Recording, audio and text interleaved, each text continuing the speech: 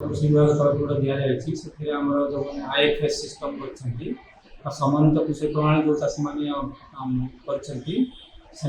विभिन्न प्रकार चाष कर अधिक उत्पादन पाइपर अधिक उत्पादन करेंगे नुआ नुआ क्रप नहीं पारे जमीक अधिक मानने इनकम करेंगे से विषय से तालीम दि जाऊँगी जो सरकार सहायता जो अच्छी जो कार्यसूची अच्छी आमको यह कले से पैसा पाइबे से सब जिन गोटे भर्मी कंपोस्ट से कले पाखा 10,000 टका पाइबे सेमती अन्य आक्टिविटी सब अच्छी से आक्टिविटी से अनुरोध कराला जिते शीघ्र करेंगे से शीघ्र आम जो पैसा अच्छे से आकाउंट को चाषी आकाउंट मध्यम पड़े पारे तेणु आम जो चाषी मैंने आसती निश्चित भाव में द्वारा उपकृत हे देखिक अन्य जो चाषी मैंने अनुप्राणित हे से उद्देश्य यहाँ तालीम व्यवस्था कर आज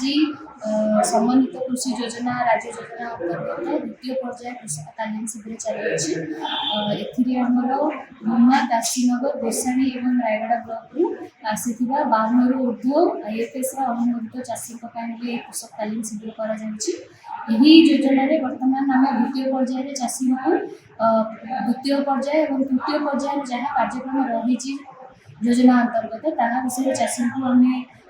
आम अवगति निमंते चाषी ट्रेनिंगटा करुँ चाषी को कौन कौन कार्यक्रम रही तार सरकारी रिहाती जहाँ रही आम साधारण वर्ग चाषी अनुमोदित अटकल मूल्य 40% रिहाती एवं महिला अनुसूचित जाति और जनजाति 50% जो रिहाती व्यवस्था राज्य सरकार खर्च कर विषय आम चाषी को अवगत करूँ जेहेतु आमर यहाँ सेकेंड फेज ट्रेनिंग चाषी को आम अनुरोध करूँ कि चाषी वर्ष निजर जो योजना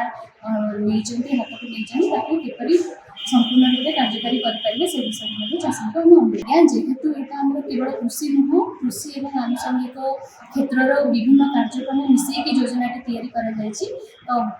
निश्चित भाव चाषी आय वृद्धि निमंते ही योजनाटा उद्दिष्ट अच्छी आम आशा करुँ जो भी चाषी आम बर्तमान गजपति जिले में समस्त ब्लॉक 98 जन चाषी वर्ष अनुमोदित अच्छा कार्यकारी कर आम चेष्टा करूँ आगामी वर्ष में आम अधिक अधिक गजपति जिलार कृषक भाई मैंने योजना अंतर्गत इनक्लूड हे और ये योजनार लाभ उठाइबे।